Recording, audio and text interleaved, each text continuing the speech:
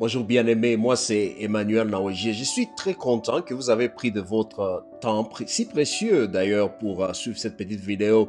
Aujourd'hui, je suis en train de parler d'une série là je suis en train de parler d'une série sur les émotions. Vous savez, le monde est en train de traverser des moments très difficiles avec la situation du COVID-19 ou coronavirus. C'est une pandémie globale.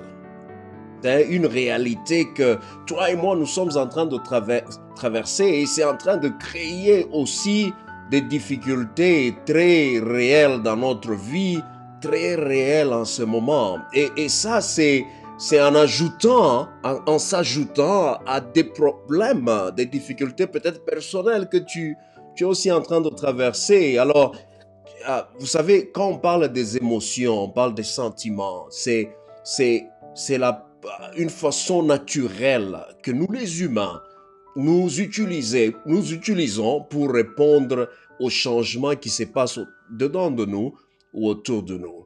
Alors, dans une série d'enseignements, je suis en train de parler à mes églises ici à Iowa et à vous aujourd'hui qui me suivez et aussi à d'autres qui vont me suivre plus tard, que il est possible de, pas seulement d'être conscient de ses sentiments, mais aussi être à mesure de maîtriser ses sentiments, c'est-à-dire les maîtriser, pas seulement avoir la conscience de ses sentiments, mais aussi les maîtriser. Parce que si on n'arrive pas à maîtriser les sentiments, c'est que nous avons un petit problème. On ne peut pas aussi aider les autres à maîtriser les sentiments. C'est que si toi tu es pasteur, tu es un serviteur, une servante de l'Éternel, de n'importe où, partout où tu es, pour le moment, si tu n'arrives pas à maîtriser ces sentiments, ces émotions, et parmi les émotions, je suis en train de parler de la colère, je parle de la haine, je parle de la tristesse, et aujourd'hui je vais un peu parler de la tristesse, je veux parler de la tristesse,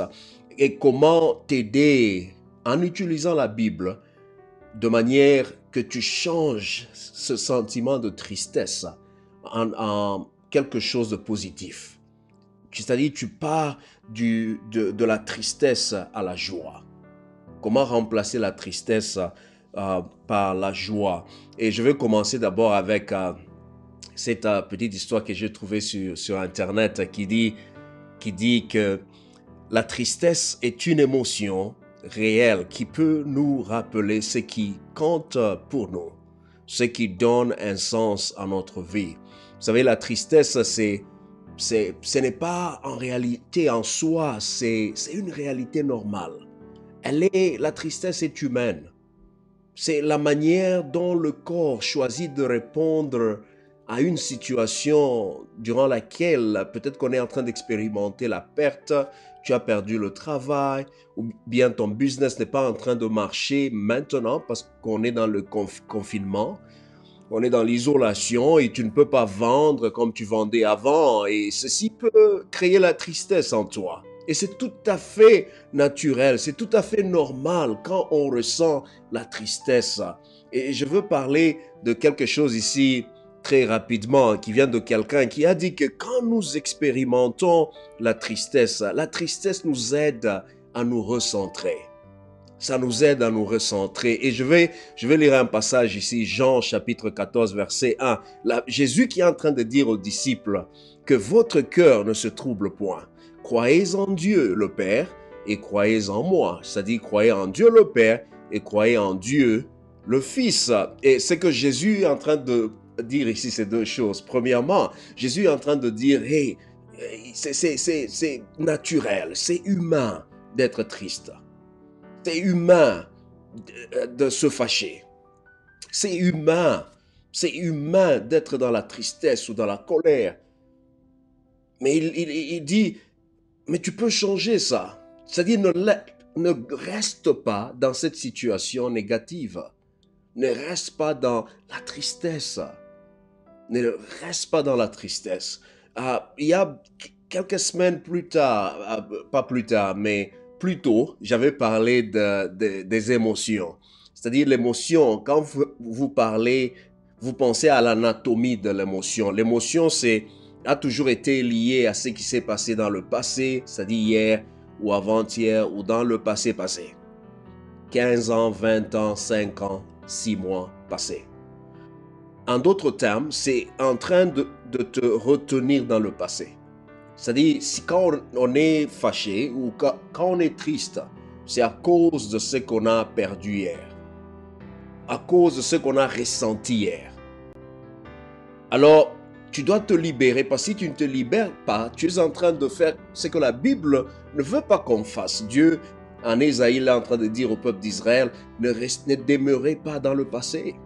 Ne demeurez pas dans le passé. Quand vous libérez du passé, vous êtes en train aussi de vous libérer de ces sentiments ou ces émotions négatives. Je vais lire ce passage ici. C'est que Jésus, quand il a dit, ne laissez pas votre cœur dans le trouble, il voulait dire, c'est ok, c'est humain d'être triste ou d'avoir les sentiments, les émotions que vous avez.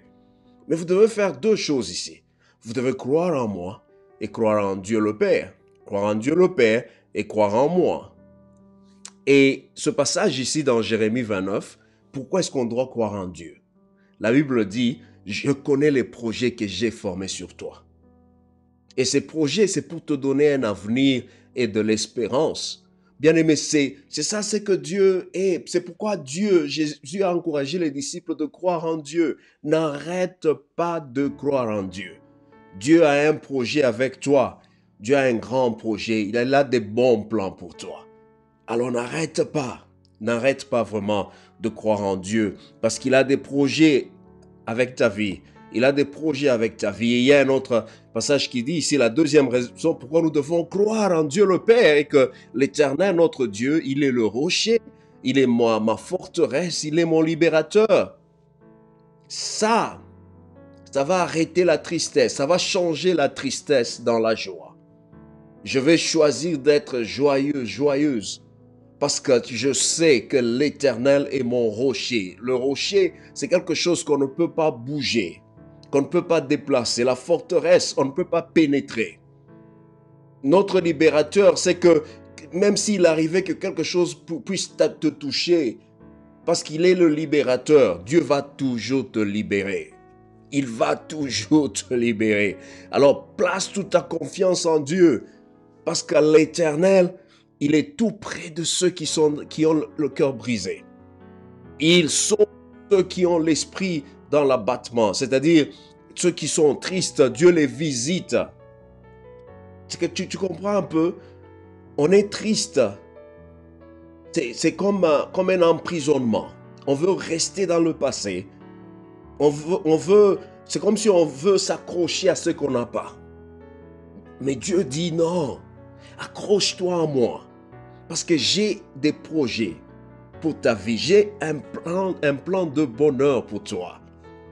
J'ai des projets avec toi, j'ai des projets avec ta vie. Et puis je suis ton rocher, ta forteresse, je suis ton libérateur. Ensuite, je suis tout près de toi. La tristesse, être attristé, c'est être dans l'abattement. C'est avoir le cœur brisé. Et Dieu a toujours été tout près de ceux-là qui ont les cœurs brisés. De ceux-là qui ont les cœurs brisés. Et puis, Dieu continue à dire, dans ce contexte ici, dans Deutéronome 31, dans le cas de Josué, le peuple d'Israël, Dieu est en train de rappeler et dire, « Hey, je ne t'abandonnerai jamais. Je ne vais jamais t'abandonner. » C'est ça la fidélité de Dieu bien-aimé. Aucune raison d'être triste. Ton business peut ne pas marcher aujourd'hui. Tes affaires peuvent ne pas marcher aujourd'hui. Aujourd'hui, tu peux ne pas avoir de l'argent entrer dans tes poches, dans ta maison. Mais Dieu ne t'a pas abandonné. Dieu est avec toi. Il est avec toi. Il dit, je ne vais jamais t'abandonner. Je ne vais jamais t'abandonner. Dieu est avec toi. Alors, vous savez, tout ça, c'est ce que Jésus est en train de dire. Voilà les raisons pour lesquelles vous devez croire en Dieu le Père. Il a des projets avec toi. Ce Dieu, il est ton rocher, ta forteresse et ton libérateur. Ce Dieu est vraiment tout près de toi. Parce que tu es dans la tristesse, il est tout près de toi. Et ce Dieu ne va jamais, jamais t'abandonner. Mais il y a un passage dans le livre de Proverbes qui dit « L'inquiétude dans le cœur de l'homme là-bas, mais une bonne parole le réjouit. » Tout ça dit, pour aller de la tristesse à la joie, il faut s'accrocher à des bonnes paroles. Il faut s'accrocher à des bonnes paroles. Et quand on pense à des bonnes paroles, on est pratiquement en train de parler de Jésus, le Logos, comme on le dit en grec. Au commencement était le Logos, la parole. Et la parole a été faite chair. Elle a habité parmi nous, plein de grâce et de vérité. Et nous avons contemplé sa gloire, selon Jean chapitre 1. Nous avons contemplé sa gloire. C'est que la Bible est en train de dire et que ce logos, cette parole dont on est en train de parler est laquelle qui va réjouir ton cœur, ta vie, laquelle qui va changer la tristesse en la joie. C'est Jésus. C'est Jésus. Et c'est que Jésus lui-même, il a dit aux apôtres, il a dit ceci, écoutez, je suis le chemin, la vérité et la vie. Nul ne vient au Père que par moi. Quand il a dit, croyez en Dieu le Père, pour arriver, accéder à toutes ces bénédictions, ces bénéfices qui viennent avec ce que Dieu peut faire pour toi et moi, il faut passer par Jésus. Parce que c'est lui le chemin, la vérité et la vie. C'est lui le chemin, la vérité et la vie. Et quand on passe par Jésus pour accéder au Père, au Dieu le Père, Romains 8 nous dit ceci, que quand on fait cela, on croit en Jésus, on croit en Dieu le Père, ni la mort, ni la vie ne pourra nous séparer de l'amour de Dieu, manifesté en Jésus-Christ notre Seigneur. Bien-aimé, c'est ça, pour moi personnellement, c'est ça ma joie. C'est ça ma joie. J'ai la joie parce que j'ai choisi de croire en Dieu le Père. J'ai choisi de croire en Jésus-Christ. Bien-aimé, on n'a pas parlé des voyages, on n'a pas parlé de l'argent, on n'a pas parlé du succès, on n'a pas parlé du nombre de gens qui vous aiment, on n'a pas parlé de ce que vous avez dans vos poches, dans vos banques, on n'a pas parlé des opportunités que vous avez. Jésus a parlé de Dieu le Père et du Dieu le Fils. Si tu crois en Dieu le Père, c'est lui qui a des bons projets avec ta vie. Si tu crois en Dieu le Père, tu vas expérimenter ce Dieu-là comme ton rocher, ta forteresse, ton libérateur. Quel que soit ce que tu arrives, rien ne pourra te séparer de ce Dieu-là. À cause de la foi que tu as en Jésus comme Seigneur et ton Sauveur personnel.